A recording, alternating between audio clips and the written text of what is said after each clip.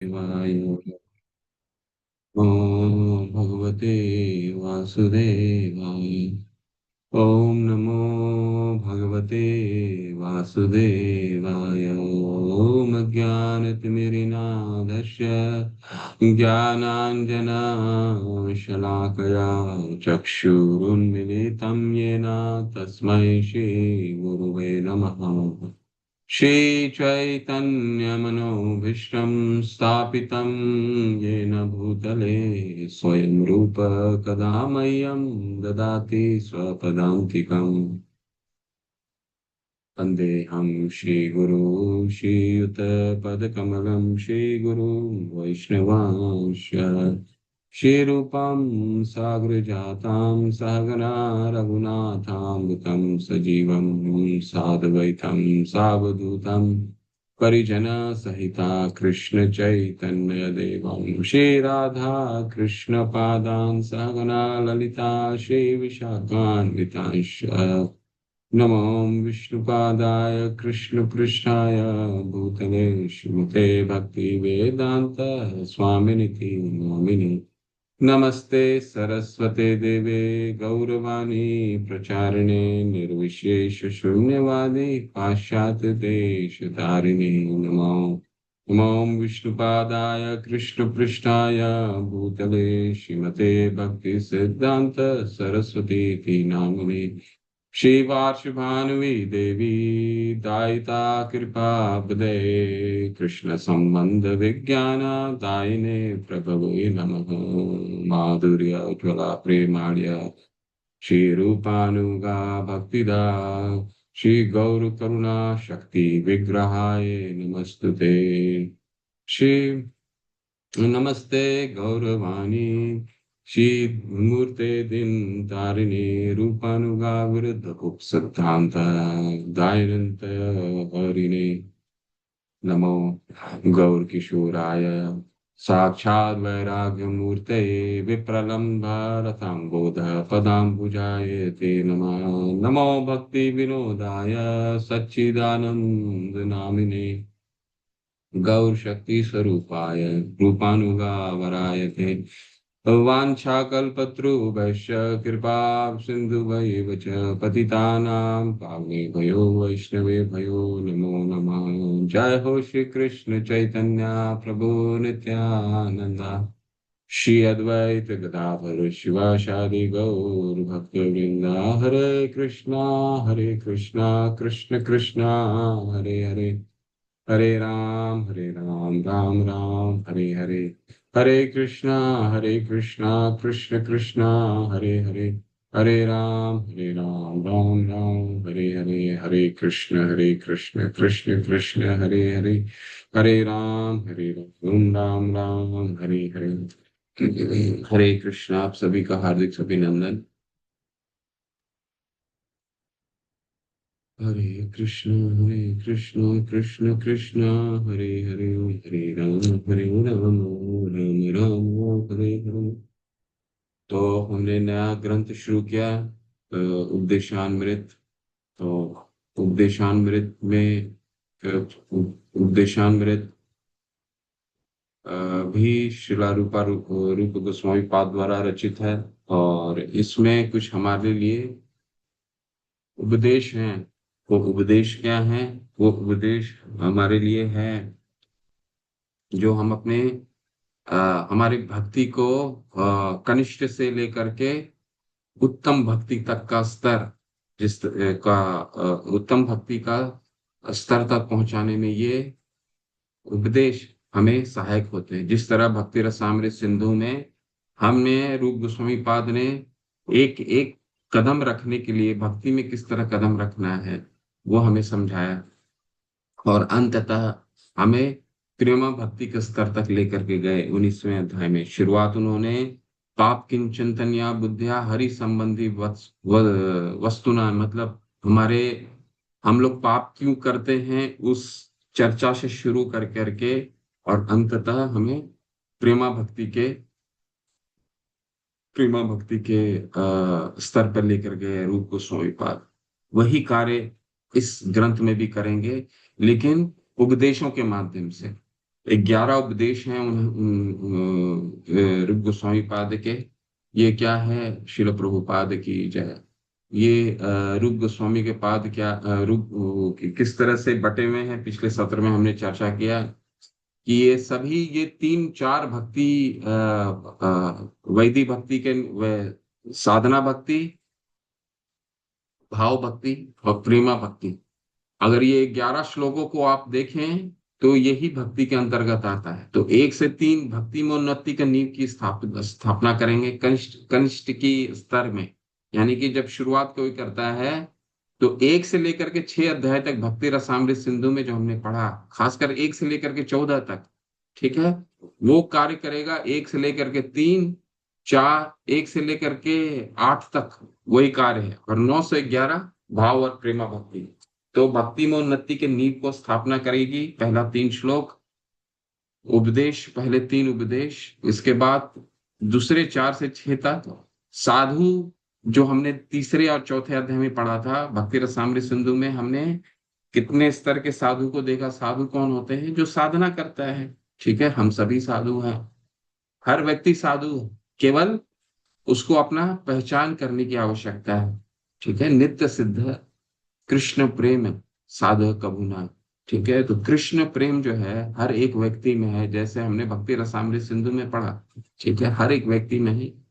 तो साधु हर एक व्यक्ति है जो साधना करके भगवान के प्रेम को जगाता है, वो भक्तों के श्रेणी में आता है। ठीक है, तो साधु संघ में कैसे शामिल हों, 4, 5, 6 में हम पढ़ेंगे। उसमें भक्तों के विभिन्न स्तर में उत्तम, कनिष्ठ, मध्यम और उत्तम भक्तों के स्तर के बारे में पढ़ेंगे, उनके चरित्र।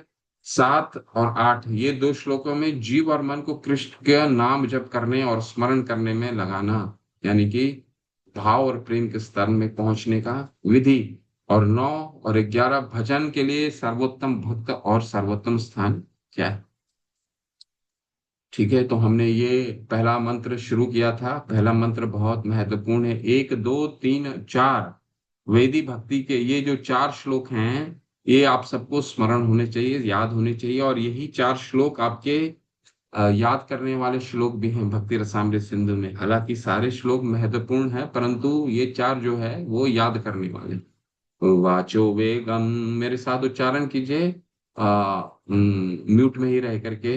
वाचो वेगम मनसः क्रोध वेगम, जिह्वा वेगम उदरोपस्थ वेगम, एतान् वेगान् यो विषहेत धीरा, सर्वामपि मां पृथ्वीं सुशिष्यात्। वाचो वेगं मनसः क्रोध वेगं, जिह्वा वेगं उदरोपस्थ वेगम्, एतान् वेगान् यो विषहेत धीरा, सर्वामपि मां पृथ्वीं सुशिष्यात्। तो यहाँ पे कुछ 6 वेग का क्या मतलब होता है? वेग का मतलब होता है, आ, आ, वेग को आप क्या कैसे समझते हैं? हमारी विचलन, हम जो हमारा जो हमारा मन जो विचलता है, तो 6 वेगों को कनिष्ठ स्तर से फिर से वहीं से शुरू करते हैं। हमने जहां से भक्ति रसामृत शुरू की थी, ठीक है, रूप गोस्वामी पाद फिर वहीं से शुरू कर रहे हैं। अगर ये 6 वेग को नियंत्रित कर लिया हमने, तो ये साधु एक गुरु के योग्यता को स्थापित करता है, ये पहला श्लोक। ठीक है, अगर ये 6 चीजों में आप सबके मन को सब सब ये ढूंढते हैं ना कि प्रभु आपने तो बहुत ये प्रश्न आता है कि गुरु को तो आपने बता दिया, गुरु गुरु के शरण में जाना चाहिए, लेकिन गुरु को हम पहचानेंगे कैसे? तो ये पहचान कराता है ये श्लोक कि ये 6 वेग जिनके नियंत्रण है वो शिष्य बनाने के योग्य हैं। वो 6 वेग क्या है? वह धीर व्यक्ति जो वाणी के वेग को, वाचो वेगम, ठीक है, वाणी को वेग को, मनसा क्रोध वेगम, मन के वेग को, क्रोध की क्रियाओं क्रियाओं को, तथा जीव, उदर एवं जनेन्द्रियां, ठीक है, हमारे रिप्रोडक्टिव ऑर्गन, जनेन्द्रियां, ठीक है, एवं जिन जनेन्द्रियों को के वेगों को सहन कर सकता है, वो सारे संसार में शिष्य बनाने के लिए योग्य है। ठीक है, तो हमारी भक्ति शुरू भी यही इन 6 वेगों से शुरू होती है। ठीक है, तो बहुत अच्छा आज बहुत पठन करना है, इसलिए सभी लोग शामिल हों करके, क्योंकि अगर मैं चाहूँ तो इसको आधे घंटे में खत्म कर सकते हैं इस मंत्र को, लेकिन इसको और विस्तार से अच्छे से पढ़ना चाहते हैं तो सब लोग भाग लीजिए और ग्रंथ खोलिए। छोटी सी ग्रंथ है, ये ग्रंथ है, आप सब लोग के पास एक ग्रंथ होनी चाहिए, है ना। छोटा सा ग्रंथ है, मैं खोलता हूँ, उसको पढ़िए। एक एक शब्द बहुत महत्वपूर्ण है। शिला प्रभुपाद ने हमें उन शब्दों के माध्यम से तात्पर्य शिला प्रभुपाद ने बहुत अच्छा लिखा है। हाँ? एक एक शब्द बहुत महत्वपूर्ण है।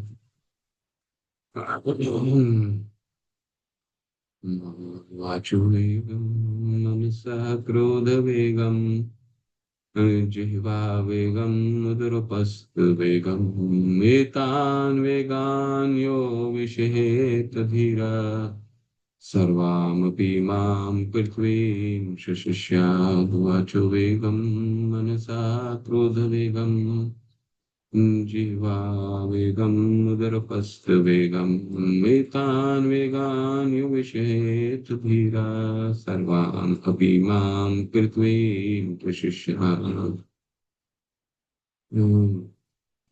बहुत सुंदर है। शुरू कीजिए। श्रीमद् भागवतम से कोई पढ़ना चाहते हैं, इसमें एक एक सब लोग भाग लीजिए, और इसमें पठन बहुत है और हमें आज इस मंत्र को खत्म भी करना है, और एक एक शब्द आप लोग ध्यान पूर्वक आधे घंटे एक घंटे में सुनिए। बहुत महत्वपूर्ण है ये श्लोक। हमें पठन मात्र से अगर हम शांति से सुनते हैं तो पढ़ने मात्र से हमें बहुत ही इसमें एक्चुअली बहुत ही साक्षात्कार की अनुभूति होगी। एक शिला प्रभुपाद एक शुद्ध वैष्णव किस तरह से व्यवहारिक रूप से हमें ऊपर उठाते हैं, ठीक है, शुद्ध के स्तर में लाने का प्रयास करते हैं व्यवहारिक रूप से, ठीक है, वो हम इनमें पढ़ेंगे। सुभद्रा महामाता, हरे कृष्ण, पढ़िए। हरे कृष्णा। धन्यवाद। प्रणाम प्रभु जी। धन्यवाद तात्पर्य शिला प्रभुपाद द्वारा शिला प्रभुपाद की जय। श्रीमद् भागवत 6 मतलब छठे स्कंद के पहले अध्याय के 9वें 10वें में परीक्षित महाराज ने शुभदेव गोस्वामी से अनेक बुद्धिमता प्रश्न किए। इनमें से एक प्रश्न था, यदि लोग अपनी इंद्रियों को वश में नहीं कर सकते तो वे प्रायश्चित क्यों करते हैं। उदाहरणार्थ, एक चोर भली भांति जानता है कि वह चोरी करने पर पकड़ा जा सकता है। यही नहीं, वह किसी अन्य चोर को पुलिस द्वारा वास्तव में बंदी बनाया हुआ देख भी सकता है, फिर भी वह चोरी करता रहता है।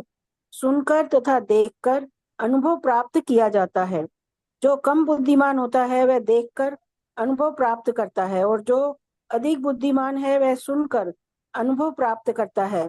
जब बुद्धिमान व्यक्ति कानून की किताब तथा शास्त्रों से सुनता है कि चोरी करना अच्छा नहीं है और चोर पकड़े जाने पर दंडित होता है, तो वह चोरी से दूर रहता है।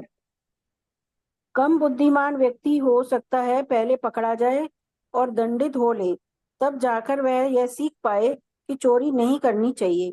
किंतु धूर्त मूर्ख व्यक्ति सुनकर तथा देखकर अनुभव प्राप्त करने पर भी तथा दंडित होने पर भी चोरी करता रहता है। ऐसा व्यक्ति यदि प्रायश्चित भी करता है और सरकार द्वारा दंडित भी होता है, तो भी वह कारागार से निकलते ही फिर से चोरी करेगा। यदि कारागार के दंड को प्रायश्चित माना जाए तो ऐसे प्रायश्चित से क्या लाभ। अतः परीक्षित महाराज ने पूछा। यहाँ से पढ़िए, ठीक है। उन्होंने प्रायश्चित की तुलना हाथी के स्नान से की है। हाथी भले ही नदी में भली भांति स्नान कर ले, किंतु जैसा ही वह किनारे पर पहुंचता है वह अपने पूरे शरीर पर धूल छिड़क लेता है, तो इस स्नान से क्या लाभ हुआ। इसी प्रकार अनेक आध्यात्मिक अनुशीलन करने वाले हरे कृष्ण महामंत्र का जप कीर्तन करते हैं और साथ ही यह सोचकर अनेक निषिद्ध कर्म भी करते हैं कि उनके जप से उनके सारे पाप नष्ट हो जाएंगे। भगवत नाम का कीर्तन करते समय जो 10 प्रकार के अपराध किए जा सकते हैं, उनमें से एक अपराध है नामनो बलाद जस्से ही पाप बुद्धि, अर्थात हरे कृष्ण महामंत्र के जप के बल पर पाप कर्म करना। इसी प्रकार कुछ ईसाई अपने पापों को स्वीकार करने के लिए गिरजाघर जाते हैं। वे सोचते हैं कि पादरी के समक्ष अपने पापों को स्वीकार करके और कुछ तपस्या करके वे अपने सप्ताह भर के पापों के फल से मुक्त हो जाएंगे। जो ही शनिवार बीतता है और रविवार आता है, तो वह पुनः यह सोचकर पाप कर्म करना आरंभ कर देते हैं कि अगले शनिवार को उन्हें क्षमा दे दी जाएगी। परीक्षित महाराज, जो अपने समय के सर्वाधिक बुद्धिमान राजा थे, उन्होंने इस प्रकार के प्रायश्चित की भर्त्सना की है। सुखदेव गोस्वामी, जो समान रूप से बुद्धिमान थे और जो महाराज परीक्षित के योग्य गुरु थे, उन्होंने राजा के प्रश्नों का उत्तर दिया और उसकी पुष्टि की कि प्रायश्चित के विषय में उनका कथन सही था। पाप कर्म का निराकरण पुण्य कर्म से कभी नहीं किया जा सकता। अतएव असली प्रायश्चित तो हमारी सुप्त कृष्ण भावना को जागृत करना है। हरे कृष्ण मत। हरे कृष्ण। कितना सुंदर, कितना लॉजिकल, कितना सुंदर प्रश्न है परीक्षित महाराज का, कि एक व्यक्ति जानबूझकर गलती क्यों करता है। ठीक है, और उन्होंने चोर के उदाहरण से हमें समझाया। एक चोर को ये मालूम है कि आज नहीं तो कल पकड़ा जाएगा, इसके बावजूद वो चोरी करता है। और यहीं तक उसके कोई भी चोर, आप समझ लीजिए, ऐसा कोई भी चोर नहीं है जो चोरी करता है और उससे ये मालूम नहीं है कि अगर वो पकड़ा जाएगा तो उसे सजा होगी, इसलिए वो रात में छुप करके चोरी करना चाहता है ताकि वो कोई उसे देखे नहीं। ठीक है, फिर भी ऐसा शायद ही बहुत ही कम होता है कि उसे किसी ना किसी तरह से पकड़ा ना जाए। और शिला प्रभुपाद अपने तात्पर्यों के माध्यम से समझा रहे हैं कि यहीं पर वो समाप्त नहीं होता है। परीक्षित महाराज का प्रश्न बहुत ही उचित है कि एक चोर को मालूम है कि वो चोरी करने के कारण वो पकड़ा जाएगा, और पकड़े जाने के बाद भी वो जब कारागृह से यानी जेल से वापस बाहर आता है, तो वो चोरी करने की प्रवृत्ति उसकी जाती नहीं। ठीक है, तो ऐसा क्यों होता है? तो रूप गोस्वामी पाद हमें यही चीज भक्ति रसामृत सिंधु के प्रमुख में भी, आमुख में भी उन्होंने बताया कि हम पाप क्यों करते हैं। पाप किंचन तन्या बुद्धिया हरि संबंधी वस्तुना मुमुक्षु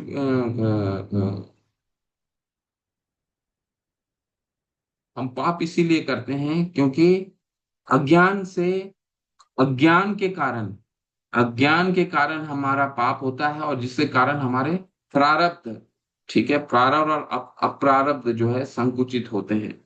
अप्रारब्धम फलम पापम बीजम फल, बीजम कूटम फलनोमुखम।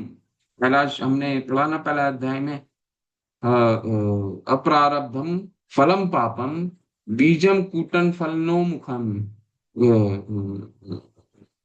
और अगर हम भगवान की शरण लेते हैं, विष्णु प्रलेयते, यानी कि भगवान की अगर शरण लेते हैं, तो उसके लिए क्या रूप गोस्वामी पाद ने हमें बताया कि अगर हम पाप को काटना है तो पुण्य कर्म से नहीं काटा जा सकता। क्यों? क्योंकि एक शराबी, शराब पीने वाला व्यक्ति को कितने भी डॉक्टर इलाज करके उसको घर भेज दें, लेकिन उसको शराब पीने की लत को नहीं छुड़ा सकते। हालांकि उसका शरीर को इलाज कर सकते हैं, अगर वो इलाज, उसका शरीर खराब होता है, शरीर में उसको तकलीफ आती है शराब पीने से, तो उसको उसकी शरीर को इलाज करके उसको तत्कालीन उसको घर वापस भेज सकते हैं। परंतु उसके मस्तिष्क में जो शराब पीने की लत है, वो एक डॉक्टर नहीं छुड़ा सकता। ठीक उसी तरह यहाँ पे एक बहुत ही मुख्य अपराध को उजागर कर रहे हैं शिला प्रभुपाद। वो क्या है? नामनो बलाद यस ही पाप बुद्धि। ठीक है, अपराध संख्या 7। ठीक है, नाम अपराध में 7वां अपराध है हरे कृष्ण महामंत्र के जप के बल पर पाप करना। ठीक है, ठीक, इसी का उदाहरण चोरों के हिसाब से दिया जा रहा है कि नहीं, मैं आज तो नाम जप कर लेता हूं, नाम जप करने से क्या होगा, हमारा सारा पाप का कट जाएगा। तो इस बहुत ही महत्वपूर्ण विषय को श्रील प्रभुपाद यहाँ पे काट रहे हैं, रूप गोस्वामी पाद भी काट रहे हैं कि हम कभी कभी भी हम पाप को पुण्य से नहीं काट सकते। ठीक है, पान ठीक उसी तरह, क्योंकि वो जड़ से नहीं जाए। ठीक है, जब तक हम विष्णु भक्ति रतात्मा ना हो, ठीक है, जब तक हम विष्णु के शरण, भगवान की शरण नहीं लेंगे, तब तक पुण्य कर्म से पाप को नहीं काटा जाता। ठीक है, इसलिए देखिए यहाँ पे लिखा है उन्होंने, असली पश्चाताप तो वास्तविक ज्ञान की प्राप्ति और इसकी एक प्रमाणिक विधि होती है जब कोई नियमित रूप से स्वच्छ रहने की प्रक्रिया का पालन करता है तो ये बीमार नहीं पड़ता। चल पढ़िए प्रभु, नवीन प्रभु, आपने हाथ रेस किया था ना, बताइए। एक एक पॉइंट को अच्छे से पढ़िए। पहला अनुच्छेद में क्या शिला परीक्षित महाराज ने एक प्रश्न, बहुत सटीक प्रश्न उठाया कि पाप करने की प्रवृत्ति क्यों नहीं जाती है सुखदेव गोस्वामी। ठीक है, कई लोग चर्च में भी जाते हैं और हर शनिवार को आग्रह करते हैं पादरी से कि मैं एक पूरे सप्ताह मैंने ये गलत कार्य किया, और शनिवार और रविवार को बीतने के बाद अगले हफ्ता फिर वही पाप कार्य करते हैं। क्यों? क्योंकि प्रवृत्ति जड़ से नहीं गई। जड़ जड़ में काम करने, जड़ को सींचने की आवश्यकता है। यथा तरो मूल निषेचने न तृप्यंति तत्स्कंद भुजोप शाखा, यानी कि जब तक हम जड़ में पानी नहीं देंगे, भक्ति की पोषण नहीं देंगे, तब तक वो पाप करने की जो प्रवृत्ति है, नामोद बलाद यस ही पाप बुद्धि, वो नहीं जाने वाली। ठीक है, ये पढ़िए प्रभु। हरे कृष्णा प्रभु जी। वास्तव में पश्चाताप तो वास्तविक ज्ञान की प्राप्ति है और इसकी एक प्रामाणिक विधि होती है जब कोई नियमित रूप से स्वच्छ रहने की प्रक्रिया का पालन करता है तो वह बीमार नहीं पड़ता।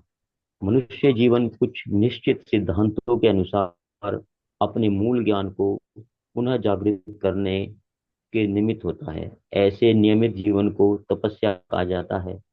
कोई भी मनुष्य तप तथा ब्रह्मचर्य, मनोनिग्रह, इंद्रिय निग्रह, दान, सत्य, शुद्धि तथा योगासन का अभ्यास करके धीरे धीरे वास्तविक ज्ञान के स्तर पर या कृष्ण भावना अमृत के स्तर तक ऊपर उठ सकता है।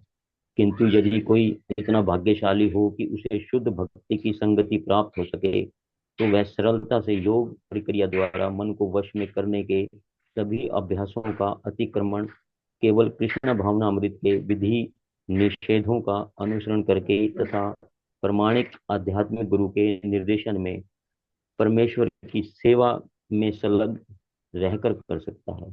कृष्ण भावना अमृत के विधि निषेध इस प्रकार हैं: अवैध मैथुन से दूर रहना, मांसाहार न करना, नशा न करना तथा जुआ न खेलना। श्री रूप गोस्वामी इसी सरल विधि की संस्तुति कर रहे हैं। हरे कृष्ण प्रभु। सर्वप्रथम अरे अभी मनुष्य को पहले इसको समझाते हैं, इसके बाद फिर आगे बढ़ते हरे हैं। हरे कृष्ण प्रभु। तो यहाँ शिला प्रभुपाद ये जो 6 वेग की बातचीत कर रहे हैं रूप गोस्वामी पाद, इन 6 वेगों को शिला प्रभुपाद ने 4 निषेध में संकलित करके हमारे सामने उसको पालन की व्यवस्था। तपस्या, तपो दिव्यम पुत्र का ये न सत्वम, ये कुछ ऑस्टेरिटी, कुछ तपस्या इस जीवन के लिए बना हुआ है। ठीक है। नायम देहो देहो बाझा निर्लोके कष्टान कमान अर्हते वीडभुजाम, ये ऋषभ देव अपने पुत्रों को कहते हैं कि ये जो नायम देहो भाजा निर्लोके, ये जो नर का लोक शरीर प्राप्त हुआ है, इतने शरीरों में जो मनुष्य का शरीर प्राप्त हुआ है, वो नायम देहो भाजा निर्लोके कष्टान कमान अर्हते विडभुजाम, ये विडभुजाम, ये सुकरों जानवरों की तरह अपने भोजन को प्राप्त करने के लिए नहीं प्राप्त हुआ। ठीक है। भोजन प्राप्त के लिए कष्टान कमान, उसके लिए कष्ट झेलने के लिए नहीं। जो जानवर किस तरह कष्ट झेलते हैं अपने भोजन को प्राप्ति के लिए, किसी भी सड़क चलते आप कुत्ते को देखिएगा कि पूरा दिन संघर्ष करता है भोजन के लिए। तो ये कष्टान कमान अर्हते वीट भुजाम, ये मनुष्य शरीर ये इन कष्टों को झेलने के लिए नहीं बना है। ठीक है। तो क्या किस चीज के लिए बना है? तो ऋषभ देव बोलते हैं तपो दिव्य पुत्र का ये सत्व, पुत्रों तपस्या के लिए ये शरीर प्राप्त हुआ है। वो तपस्या क्या है? वो तपस्या ये है, वाचो वेगम मनसा क्रोध वेगम जीवा वेगम उदरोपस्थ वेगम। और इसको और सारांश में शिला प्रभुपाद ने हमें समझाया, ये तपस्या है। सब कुछ तपस्या क्या है? मीट नहीं खा, मांसाहार ना करना, जो नशा ना करना, व्यभिचारणी से दूर रहना, और जुआ नहीं खेलना। तो ये चार जो, अगर ये चार चीजें करेंगे तो क्या होगा? तपो दिव्यम पुत्र का ये न सत्वम ब्रौ शुद्धा शुद्ध यस्माद ब्रह्म सौख्यम त्वनंतम। तब हमें ऐसे सुख की प्राप्ति होगी जो कभी भी समाप्त नहीं होगी। ब्रह्म सौख्यम त्वनंतम, ऐसा ऋषभदेव बताते हैं। ठीक है, तो ये चार तपस्याएं शिला प्रभुपाद ने हमें जो निषेध दिए हैं, रूप गोस्वामी ने उसी को विस्तार करके इन 6 चीजों के अनुसार में बताया। वाचो वेगम, पहला क्या है? वाणी के वेग को, वाणी के वेग को क्या बोलना है क्या नहीं बोलना है। ठीक है, हमें तो बहुत ही विस्तार से रूप गोस्वामी हमें समझाएंगे कि हमें क्या बोलना चाहिए, किन क्या किस चीज, क्या बोलने से हमारी तपस्या नियंत्रित, ये 4 चीजों को हम पालन कर सकते हैं बोलने मात्र से। ठीक है, तो वाचो वेगम, फिर मन का आएगा, फिर क्रोध का आएगा। वाचो वेगम मनसा, क्रोध वेगम जीवा, जीवा वेगम उदर उपस्थ वेगम। ठीक है, चलिए प्रभु पढ़िए, वाणी की वेग को पढ़िए, कैसे नियंत्रित किया जा सकता है, क्या करना है वाणी की वेग में। ठीक है, पढ़िए इसको। हरे कृष्णा। सर्वप्रथम मनुष्य को अपनी वाणी पर संयम रखना चाहिए। इसमें से प्रत्येक व्यक्ति में बोलने की शक्ति है और जैसे ही हमें अवसर मिलता है हम बोलने लगते हैं। यदि हम कृष्ण भावनामृत की बात नहीं करते हैं तो केवल व्यर्थ की अनेक बातें करते रहते हैं। जिस तरह मेंढक खेत में टर्राता है, उसी तरह कोई भी व्यक्ति जिसके पास जीभ है वह बोलना चाहता है, भले ही उसे जो कहना है वह मूर्खतापूर्ण क्यों ना हो। लेकिन मेंढक की टर टर सर्प को आमंत्रित करती है, यहाँ आओ और मुझे खाओ। यद्यपि वह मृत्यु को आमंत्रण देना है, फिर भी मेंढक तर्राता रहता है। भौतिकतावादी पुरुषों एवं मायावादी दार्शनिकों के बोलने की तुलना मेंढकों की टर्राहट से की जा सकती है। यह सदैव व्यर्थ की बातें करते रहते हैं और अपने को पकड़ाने के लिए मृत्यु को आमंत्रित करते रहते हैं। लेकिन वाणी के संयम का अर्थ अपने पर थोपी गई चुप्पी, मौन की बाह्य क्रिया नहीं होता है जैसा कि मायावादी दार्शनिक सोचते हैं।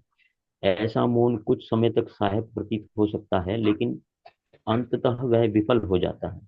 श्री रूप गोस्वामी जिस संयमित वाणी की बात करते हैं उसका अर्थ कृष्ण कथा की सकारात्मक विधि का समर्थन है, अर्थात बोलने की प्रक्रिया को परम भगवान श्री कृष्ण के गुणगान में लगाना। इस प्रकार जीव श्री भगवान के नाम रूप गुण तथा लीलाओं की महिमा का गान कर सकती है।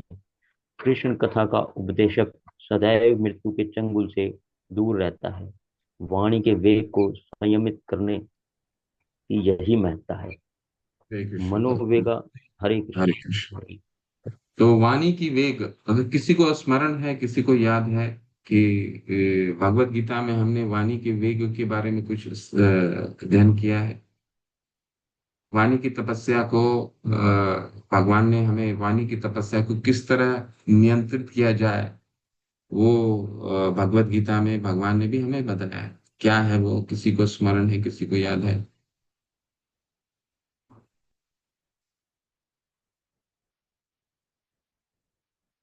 इसको याद नहीं है? 17वें अध्याय में भगवान ने 3 तपस्याओं के बारे में खासकर बताया, शारीरिक तपस्या, मन की तपस्या और वाणी की तपस्या। तो वाणी की क्या तपस्या है? अनुद्वेग करम वाक्यम सत्यम प्रिय हितम च यत् स्वधाय अभ्यासनम चैव वाड्मयम तप उच्यते। क्या है वाणी की तपस्या? अनुद्वेग करम वाक्यम। अनुद्वेग करम वाक्यम क्या क्या मतलब है? ऐसे कोई भी वाणी का प्रयोग नहीं करना है अनुद्वेग, जिससे हमें दूसरे को शुद्ध हो जाए, दूसरे खिन्न हो जाए। ठीक है, हमें ऐसा कहा, चाहे वो सत्य भी हम बोल रहे हो, कई बार हमें ऐसा लगता है कि हम सत्य बोलते हैं तो हमारा भाषा कड़वा होना चाहिए। नहीं, हमें शास्त्र ये नहीं सिखाते। शास्त्र क्या कहते हैं? अनुद्वेग करम वाक्यम सत्यम प्रिय हितम। सत्य तो बोलना हमारी हमारी जरूरत, हमारी अनिवार्यता है। ठीक है, क्योंकि ब्राह्मण गुण अगर हम भक्ति कर रहे हैं, यस्यास्ति भक्ति भगवती अकिंचना सर्वै गुणे सर्वै गुणे समासते सुरा। अगर हम भगवान की भक्ति करते हैं तो सुरों के गुण यानी देवताओं के गुण स्वतः ही विकसित हो जाएंगे। और सबसे पहला गुण है कि हमारे हम झूठ बोलना कम हो जाता है। झूठ बिल्कुल नहीं, सत्य। तो सत्य बोलना तो है ही, लेकिन होना कैसा चाहिए? कड़वा नहीं, प्रिय हितम चाहिए। अनुद्वेग करम वाक्यम सत्यम प्रिय हितम चाहिए। ठीक है। स्वधाय अभ्यासनम चैव वाड्मयम तपुच्यते। यही वाणी की तपस्या है। किसी को शुद्ध नहीं बोलना है, कड़वा नहीं बोलना है, सत्य भी बोलना है, प्रिय भी बोलना है, और सम हमेशा स्वधाय करना है। स्वधाय का क्या मतलब है? मतलब पठन। ठीक है। तो किस चीज की पठन करनी है वो यहाँ पे बता रहे। रूप गोस्वामी पाद ने क्या बताया है? उसका अर्थ कृष्ण कथा की सकारात्मक विधि का समर्थन और अर्थात बोलने की प्रक्रिया का परम परम भगवान श्री कृष्ण का गुणगान। अगर हम भगवान का गुणगान करते हैं वही स्वधाय है इस जीवन का। ठीक है। मनुष्य जीवन का क्या उद्देश्य क्या है? कृष्ण प्रेम की प्राप्ति। अगर हम अपनी वाणी को इसमें मोड़ लेते हैं तो वही स्वधाय, वही तपस्या है। इस अगर ये चीज हम केवल करते हैं तो बाकी सारे तपस्या अपने आप होने लग जाएंगे। ठीक है। इस प्रकार जीव भगवान के नाम रूप गुण तथा लीलाओं की महिमा का गान कर सकते हैं। कृष्ण कथा तथा उपदेशक सदैव मृत्यु के चिंगल से दूर रहता है। वाणी के वेग को संयमित करने का यही महत्व है। ठीक है। तपस्या, वाणी की तपस्या क्या है? वाणी की तपस्या है कि हमें स्वधाय अभ्यास में भगवान का नाम और गुण अगर लेते हैं तो अपने आप वो अनुद्वेग कर्म हो जाएगा और किसी को शुद्ध नहीं करेगी हमारी वाणी। ठीक है। सत्य भी बोलना है और प्रिय हितम चाहिए, सत्य और प्रिय दोनों हो जाएंगे। ठीक है। मन के वेग को, मन के बारे में क्या कहा गया है? भगवान ने क्या हमें बताया है? तीसरे अध्याय के 26वें या 27वें, मुझे याद नहीं है, या आगे होगा शायद, कि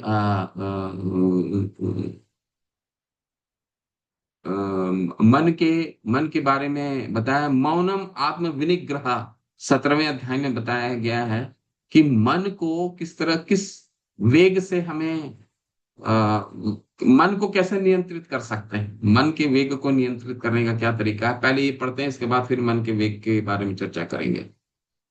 ठीक है। कोई और पढ़ें? कौन है? अमरेंद्र प्रभु, हरे कृष्णा। मन के वेग के बारे में चर्चा कीजिए प्रभु। मन के वेग। हरे कृष्णा प्रभु जी, दंडवत प्रणाम। धन्यवाद प्रभु। मनोवेग या मन की अधीरता तभी बस में हो जाती है जब कोई अपने मन को कृष्ण के चरण कमलों में स्थित कर देता है। चैतन्य चरितमृत में मध्य लीला 22.31 में कहा गया है, कृष्ण सूर्य सम माया है अंधकार, यहाँ कृष्ण तहाँ नहीं माया अधिकार। कृष्ण सूर्य के समान है और माया अंधकार के तुल्य है। यदि सूर्य उपस्थित हो तो अंधकार का प्रश्न ही नहीं उठता। इसी प्रकार यदि कृष्ण मन में उपस्थित हो तो माया के प्रभाव से मन के विचलित होने की कोई संभावना नहीं रहती। समस्त भौतिक विचारों के निषेध की योग विधि से कोई लाभ नहीं होगा। मन में शून्य की सृष्टि करने का प्रयास करना कृत्रिम विधि है। यह शून्य टिक नहीं सकता। किंतु यदि कोई सदैव कृष्ण का या उनकी श्रेष्ठतम सेवा करने का चिंतन करता है तो उसका मन सहज ही बस में हो जाएगा। हरे कृष्ण। हरे कृष्ण। तो मन की वेग को बहुत ही सरल से प्रभु ने हमें समझाया अभी पढ़ करके, कि जहाँ पे कृष्ण का वास रहेगा वहां पे मन विचलित हो ही नहीं सकता है। जो कलयुग का क्या चरित्र है? कलयुग का चरित्र है मंद सुमंद मत्यो मंद भाग्या ही उपृदिता प्रायण अल्पायुष कलोस्मिन युगे जना मंद सुमंद मत्यो मंद भाग्या ही उपृदिता। कलयुग का चरित्र क्या है? एक तो हमारी उम्र तो कम हो ही जाती है। क्यों उम्र कम हो जाती है वो आगे पढ़ेंगे। जीवा का वेग को नियंत्रित नहीं करने के कारण श्रील प्रभुपाद हमें समझाएंगे हमारी उम्र कलयुग में कम हो जाती है। ठीक है। प्रायेण अल्पायुष कलो अस्मिन युगे जना मंद सुमंद मत्यो। और क्या चरित्र पाए जाते हैं कलयुग में? मंद। मंद क्या मतलब है? आलसी। किस चीज के लिए हम आलसी हो जाते हैं? आध्यात्मिक साक्षात्कार के लिए मानसी हो जाती है। किसी को भी हम अगर बोले कि आप जप कर लीजिए भगवत गीता का, कि कि मुफ्त में बिना पैसे दिए हुए कक्षा कर रही है, हो रहा है, कक्षा कर लीजिए, कोई नहीं। क्यों? क्योंकि ये चरित्र है मंद, आलसी, ठीक है, मंद। सुमंद मतियो, सुमंद मतियो का मतलब है कि हमेशा हम पथभ्रष्ट रहते हैं। क्यों? किस मार्ग जाना है किसी को जीवन का उद्देश्य मालूम ही नहीं है। ठीक है, सब वही आहार निद्रा भाई मैथुनम च समन्यम इतत पशु भी नारायण धर्मी तेषम अधिक विशेषो धर्मेण हीना पशु भी सम, यानी कि ये मनुष्य शरीर धर्म के पालन के लिए बना है। वो क्या धर्म है? कौन क्या धर्म की बात कर रहे हैं हम? सवै पुंसा परो धर्म यतो भक्ति अधोक्षजे अहेतु की अप्रतिहता या आत्मा सुप्रसिद्धति। भगवान की भक्ति अहेतु की और अखंड और बिना कारण होनी चाहिए, यही है धर्म। और इस धर्म के लिए हम बहुत सुस्त हैं, मंद, और विचलित भी रहते हैं, बुतभ्रष्ट भी रहते हैं। मालूम नहीं है क्या करना है, मनुष्य जीवन क्यों प्राप्त हुआ मालूम ही नहीं है। हम वही कर रहे हैं जो एक जानवर करता है। हो सकता है वो रास्ते में करता हो, रास्ते में खाना खाता हो सकता है रास्ते में संभोग करता हो, पर हमें लगता है कि हम उससे श्रेष्ठ हैं। क्यों? क्योंकि हम उससे श्रेष्ठ हैं क्योंकि हम अपने घरों में रहते हैं, टेबल में बैठ के खाते हैं, और जो करते हैं घर के भीतर करते हैं। नहीं, श्रेष्ठ नहीं है। पुरुषो प्रकृति स्तो ही भूंगते प्रकृति जान गुणान कारणम गुण संगोस्य सत सद्योनिसी जन्मसु। 13वें अध्याय के 23वें श्लोक में भगवान ने बताया है कि जिसको जैसा शरीर प्राप्त होता है वो उस शरीर के अनुसार ही कार्य करता है। कार्य कारण कृत्योत्पे हेतु प्रकृति रुच्यते, यानी कि एक जानवर जो सड़क में सारे कार्य कर रहा है, उसके लिए वही इंद्र तृप्ति की वही सेटिस्फैक्शन है जो सेटिस्फैक्शन एक मनुष्य को घर में मिलता है। तो इसमें कोई फर्क नहीं है, मनुष्य प्रवृत्ति में और मनुष्य प्रवृत्ति में कोई फर्क नहीं है। फर्क कहाँ है? जब हम जब हमारे अंदर में इन भगवान ने क्या कहा? सर्वस्व चाम हृदय साम, मैं सबके हृदय में हूं। जब हम उस हृदय में, हृदय के मलिन को वो भगवान हमारे हृदय में है, उसको हम अगर साफ करने लगते हैं, भगवान तो हमारे मन में है ही ना, ठीक है, हमारे हृदय में, ठीक है। तो अगर हम वहां पे अपने चेतो दर्पण मार्जनम, अगर हम भगवान जहाँ स्थान है वहां पे हम सफाई शुरू करते हैं, तो अगर हम वहां सफाई शुरू करते हैं तो धीरे धीरे धीरे धीरे फिर माया रे अंधकार, फिर हम धर्म का पालन करते हैं और फिर स्वतः ही मन शुद्ध होने लगता है। इंद्रियाणि प्राण याहुर इंद्रिय भय परम मन मनस्तस्तु परम बुद्धयो बुद्धयो परस्तस्तु सा। तीसरे अध्याय में बोला गया है कि हमारे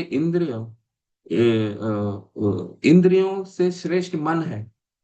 ठीक है, हमने हमने देखा ना, 5 कठोपनिषद के वो श्लोक को देखा जब 5 घोड़े होते हैं। ठीक है, अगर हम इंद्रियों को नियंत्रित करते हैं तो मन स्वतः नियंत्रित हो जाता है। क्या देखना है, क्या सुनना है, क्या सूंघना है, क्या खाना है, इसको हम नियंत्रित करते हैं तो मन स्वतः ही शुद्ध होता है। इंद्रिय भय परम मन, क्योंकि इंद्रियों के ऊपर मन है, घोड़े के ऊपर लगाम होता है। ठीक है, अगर घोड़े सही हैं तो लगाम आपका नियंत्रित रहेगा, और लगाम नियंत्रित है।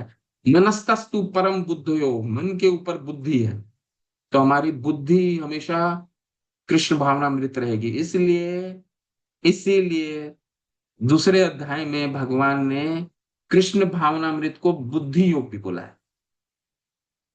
बुद्धि योग बताया है ना। जब कृष्ण पूछते हैं, अर्जुन पूछते हैं कि स्थिर अस्तित्व प्रज्ञा क्या भाषा, कि अस्तित्व प्रज्ञा का क्या है लक्षण है, यानी कि बुद्धि योग का क्या लक्षण है। ठीक है, इसीलिए बुद्धि योग बोला गया है, बुद्धि योग भी बोला गया, क्योंकि जब मन हमारा नियंत्रित होता है तो हमें क्या करना है नहीं करना है, हमारी मनुष्य जीवन किस लिए प्राप्त हुआ है वो पता चलता है। ठीक है, तो वहां फिर माया रे अधिकार, फिर माया नहीं रहता वहां पर। तो मन को क्या करना है? मन को कृष्ण प्रेम में लगाना है। ठीक है, क्रोध, क्रोध का वेग, मन, अभी हम दो वेग को कवर किए हैं। क्रोध क्यों आते हैं? क्रोध आने का क्या कारण है? क्रोध आता है, भगवत गीता के दूसरे अध्याय के 62वें श्लोक में बताया है, 62वें 63वें में बताया गया है। क्रोध क्यों आता है एक व्यक्ति को, क्यों आता है? धायते वश्या पुंसा संगस्ते उपजायते संगा संजायते कामा कामा क्रोध अभिजायते क्रोधात् भवति सम्मोहा सम्मोहात् स्मृति विभ्रम स्मृति भ्रंशात् बुद्धिनाशो बुद्धिनाशात् प्रणश्यति। ध्यायतो विषयान पुंसा, किसी चीज को हम ध्यान देखते हैं। मुजामिल ने किसी चीज, किसी गलत चीज को देखा, एक स्त्री और पुरुष को संभोग कर की अवस्था में, एक गलत अवस्था में देख लिया। और देखना गलत नहीं है, देख हो सकता है कि हमारे आसपास ऐसे कई चीजें हैं, जो हमारे मोबाइल से लेकर के कई चीजें हैं जो स्वतः ही आ जाते हैं, हमें उसमें कुछ करने की नहीं है। लेकिन ध्यायतो विषया पुंसा, उसको देखने के बाद उस पर बार बार चिंतन करना, ध्यायतो उसको कहा जाता है ध्यान।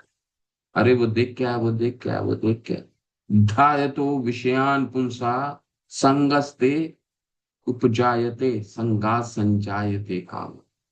ध्यान उस चीज के बारे में बार बार सोचने से क्या होता है?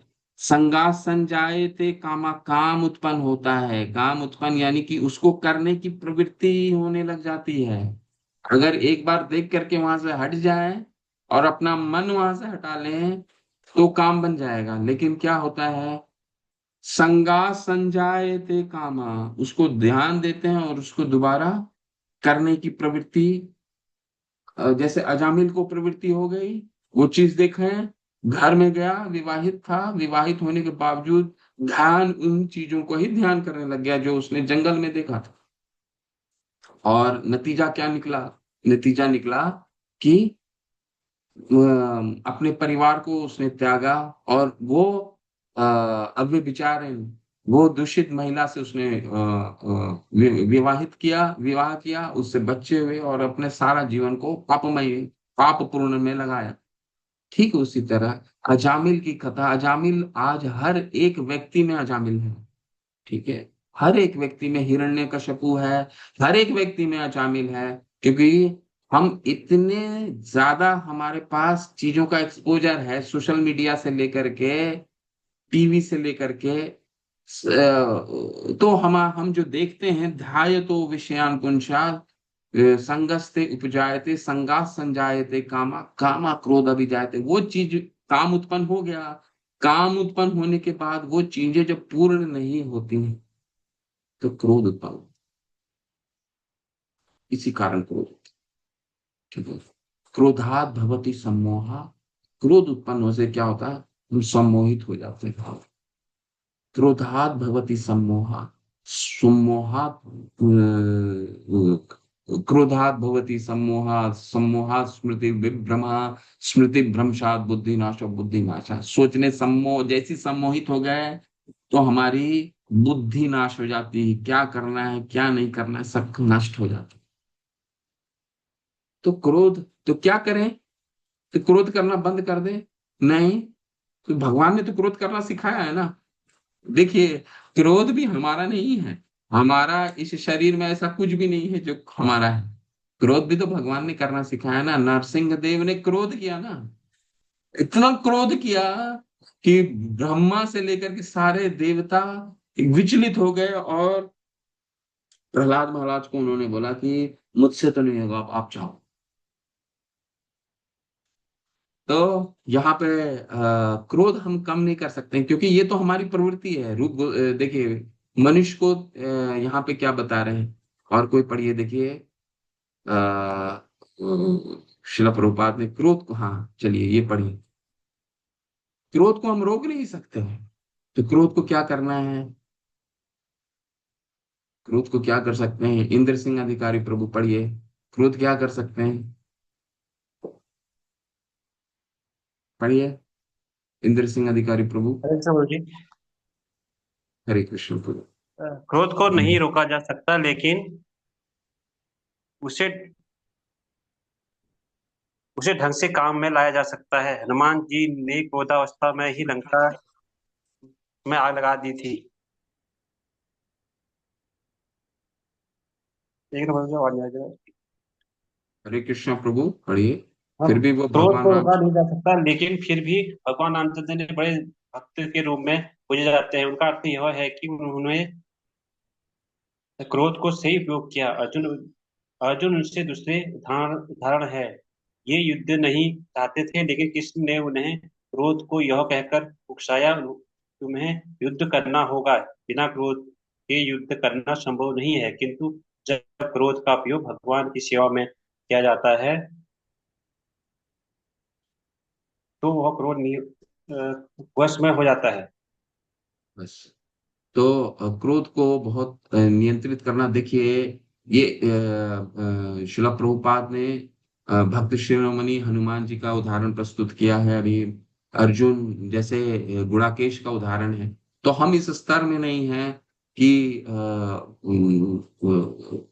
हम अपने क्रोध को घुमा सकें भगवान के प्रति, परंतु शिला प्रभुपाद ने निर्देश यही दिया है। तो हमें क्या करना है, कनिष्ठ स्तर में हमें क्या करना है?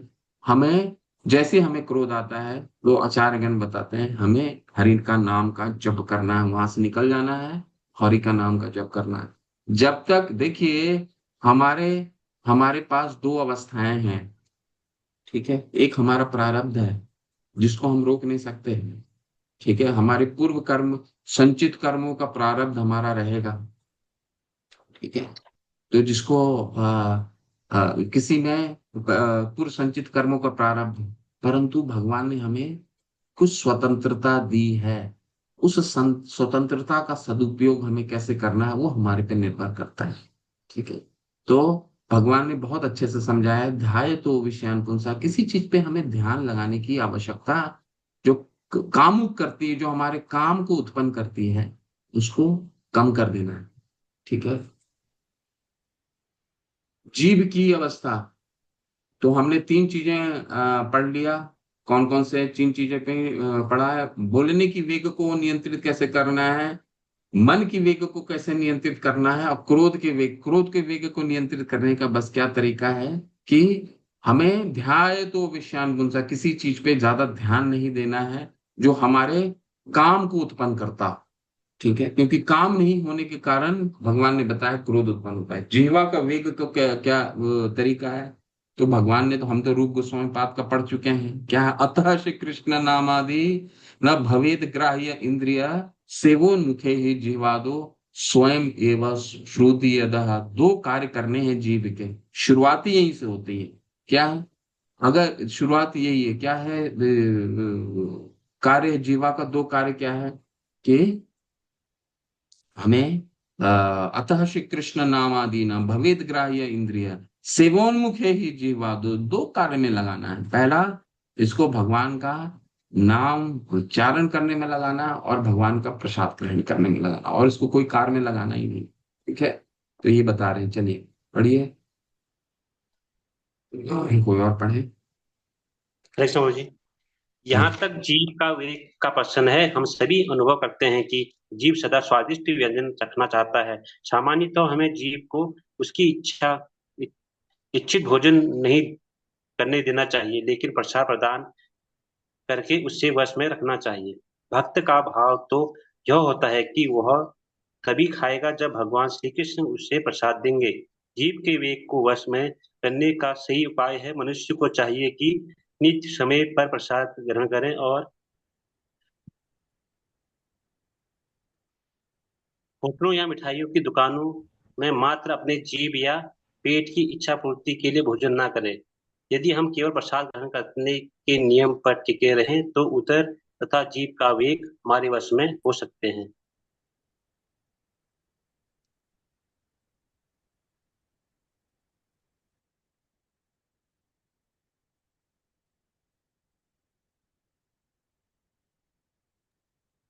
इस प्रकार जनेंद्रियों के वेग या कामवासना के वेग को उन्हें अनावश्यक रूप में प्रयोग में न लाकर वश में किए जा सकते हैं। जनेंद्रियों का उपयोग कृष्ण भावनामृत संतान उत्पन्न करने के लिए ही किया जाना चाहिए, अन्यथा उसका उपयोग ना किया जाए। कृष्ण भावनामृत आंदोलन में विवाह को इसलिए प्रोत्साहित नहीं दिया जाता कि कामेंद्रियों की तृप्ति हो, अपितु कृष्ण भावनामृत संतान उत्पन्न करने के लिए किया जाता है। जो ही बच्चे थोड़े बड़े हो जाते हैं, उन्हें डल्लास टेकुलास के गुरु गुरु में भेज दिया जाता है। यहाँ उन्हें पूर्णतया कृष्ण भावनामृत भक्त बनने के लिए प्रशिक्षित किया जाता है। ऐसे अनेक कृष्ण भावनामृत बच्चे ही की आवश्यकता है, और जो इस प्रकार से संतान उत्पन्न करने में सक्षम होता है, उसे जनेंद्रियों का उपयोग करने करने दिया जाता है। हरे कृष्ण। हरे कृष्ण। एक मिनट, 4 सवाल।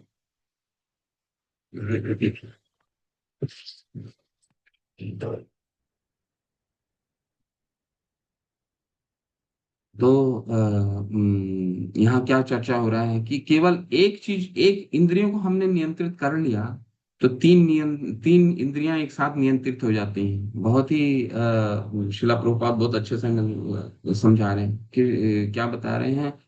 जीवारे लालसा इति उति धाय, शिष्णु दर परायण कृष्ण नहीं पाए। तो जीव के लालसा को अगर हम रोक लेते हैं तो तीन लाइन में, एक ही लाइन में तीन चीजें हैं वो नियंत्रित अपने आप हो जाती है। और नियंत्रित करना बहुत ही सरल है। ये भी मन पे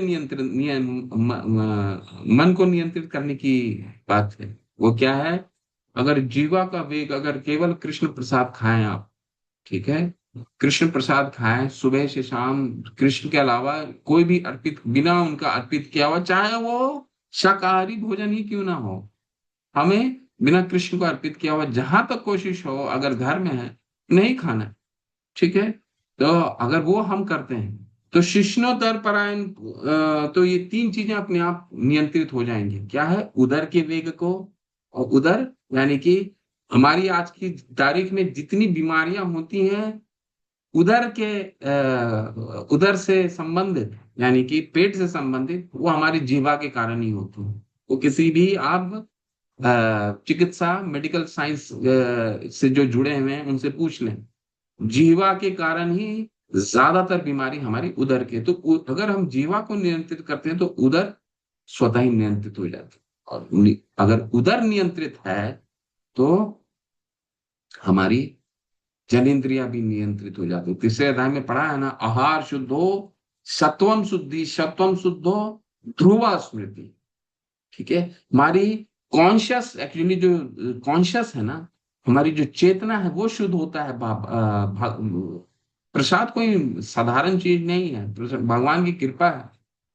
ठीक है, तो अगर हम उसको शुद्ध कर, उस केवल प्रसाद खाते हैं तो ये तीनों चीजें स्वतः ही हो जाता है। ठीक है, तो वाणी के वेग को दोबारा शिला प्रभुपाद हमें समझाते हैं कि वाणी के वेग को, इस प्रवृत्ति का, जब हम वाणी के वेग की बात करते हैं तो हमारा अभिप्राय व्यर्थ की बातों से होता है, यथा निर्विशेष मायावादी दार्शनिक की बातें, या सकाम कर्म में लगे हुए व्यक्तियों की बातें, या उन भौतिकवादियों व्यक्ति की बातें जो बिना रोक टोक के जीवन का भोग करना चाहते हैं। ऐसी समस्त बातें या साहित्य वाणी के वेग के व्यवहारिक प्रदर्शन है। अनेक लोग व्यर्थ की बातें करते रहते हैं और व्यर्थ की पुस्तकें लिखते रहते हैं। यह सब वाणी का वेग का परिणाम है। इस प्रवृत्ति से कई हमारे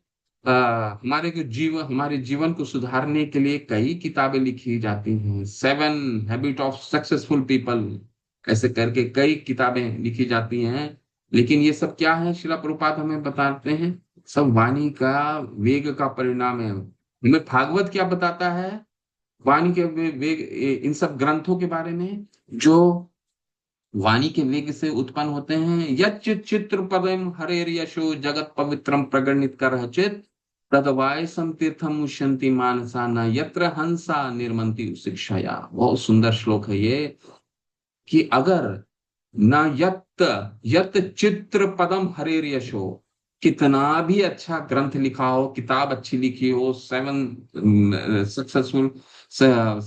सक्सेसफुल हैबिट, ऐसा करके हमारे कई लोग लिखते हैं किताबें, तो चाहे वो कितना भी उसमें इच्छा से शब्दों का इस्तेमाल किया गया हो, बहुत मनोभावना, बहुत मन भावना हो, कई आप ऐसा हमें भी लगता है ना कि ये प्रभु बहुत अच्छा उपदेश देते हैं, इनसे सुन लेना चाहिए। जो हमें पंथ के बाहर जा करके हम सुनते हैं ना, यूट्यूब तो आजकल फ्री है, तो कुछ कोई भी अपना अपलोड कर देता है। लेकिन शिला प्रभु हमें शास्त्र क्या बता रहे हैं, यत चित्त पदम हरे रियचो जगत पवित्रम प्रगणित कर चित। हरि का अगर इसमें यश नहीं है, हरि के बिना हम जीवन को सुधार ही नहीं सकते हैं, चाहे कोई भी सक्सेसफुल व्यक्ति क्यों ना हो, उसका हमको क्यों अनुसरण करना है। ठीक है। तो हरि के यश जिस किताब में ना हो, क्यों? क्योंकि हरि हरि हरि ही जगत को पवित्र करते हैं। और ऐसे ग्रंथ को क्या कहा जाता है जो जिसमें हरि का कोई यश ना हो? तदवायसम तीर्थन मुंशंति मानसा। तदवायसम का मतलब था कौवा, कौवों का काव काव। ऐसे जितने ग्रंथ हैं उसको श्रीमद् भागवतम बिल्कुल काट रहा, निषेध कर रहा है। तदवायसम तीर्थम मुंशंति मानसा न यत्र हंसा निर्मंती। किसी को नहीं पसंद है निर्मंती उसी विषय है। ठीक है। अतएव उन्हें वहां कोई आनंद प्राप्ति नहीं होता। तो फिर क्या उपाय है? फिर क्या हम पढ़ना क्या चाहिए? क्या पढ़ना चाहिए? तद्वाग विसर्गो जनताग विप्लवो यस्मिन् प्रतिश्लोकम अबध्वति अपि नामानि अनन्तस्य यशो किंचन्तानि अदृश्यवन्ति गायन्ति गृह्णन्ति साधव। तद्वाग विसर्गो जनताग विप्लवो यस्मिन् प्रतिश्लोकम अबध्वति अपि।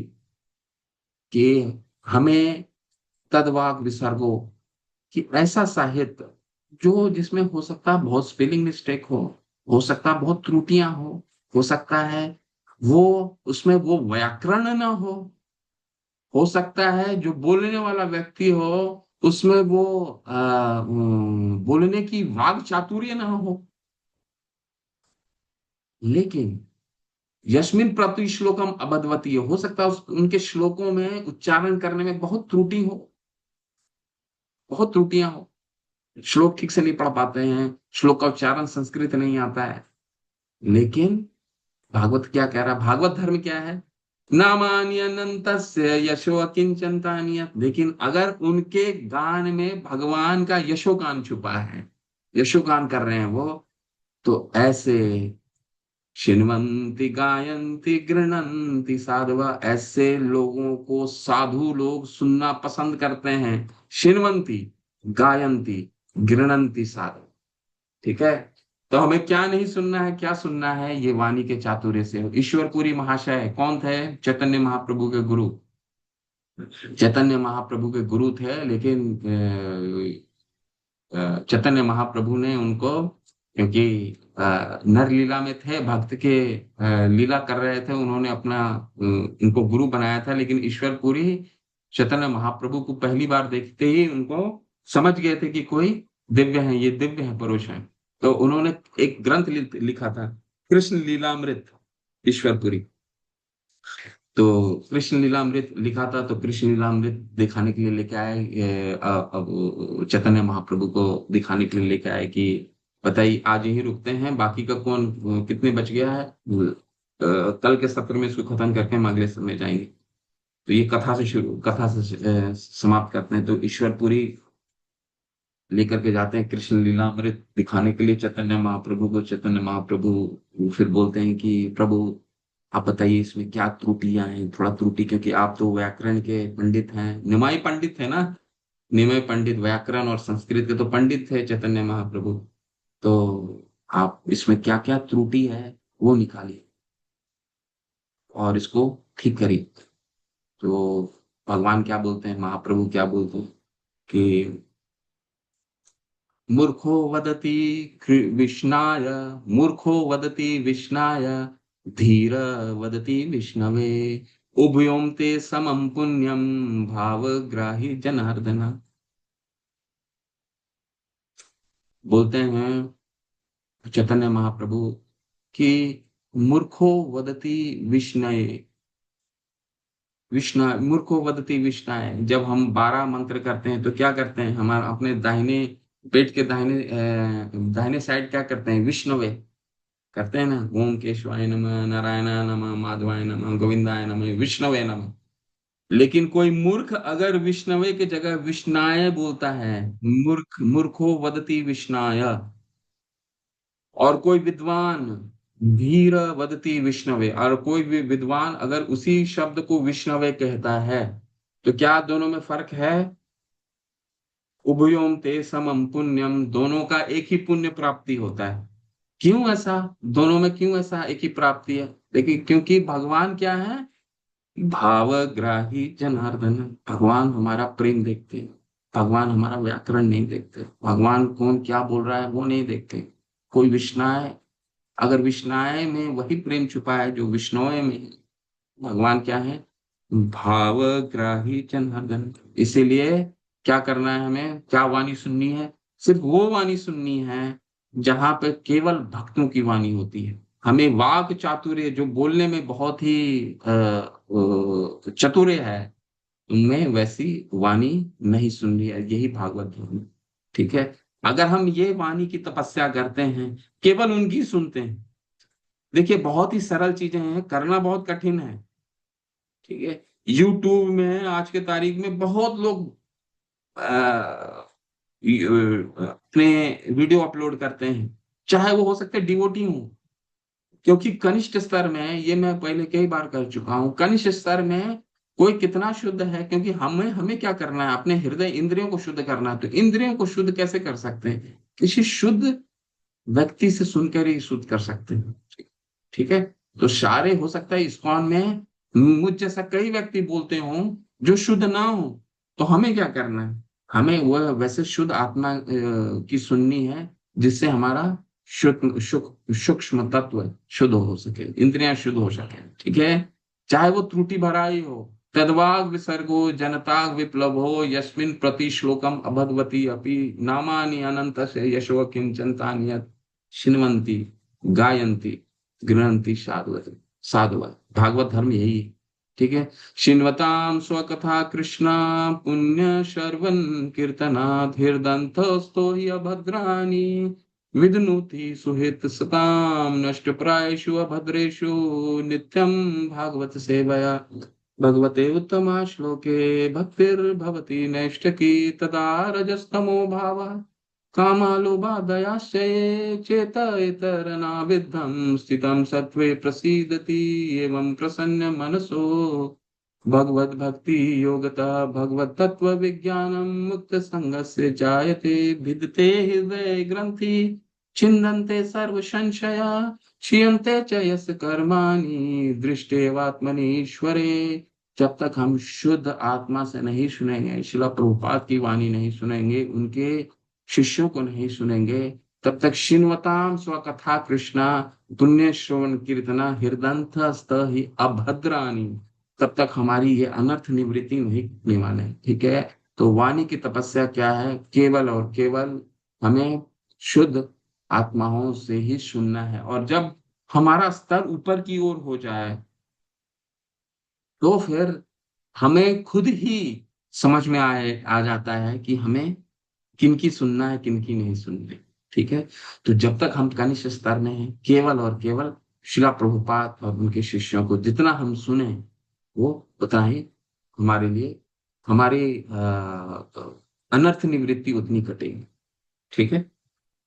चलिए, शिला प्रभुपाद की जय, रूप गोस्वामी पाद की जय। कल हम इस मंत्र को संपन्न करेंगे और दूसरे मंत्र को भी कंप्लीट करने की कोशिश करेंगे।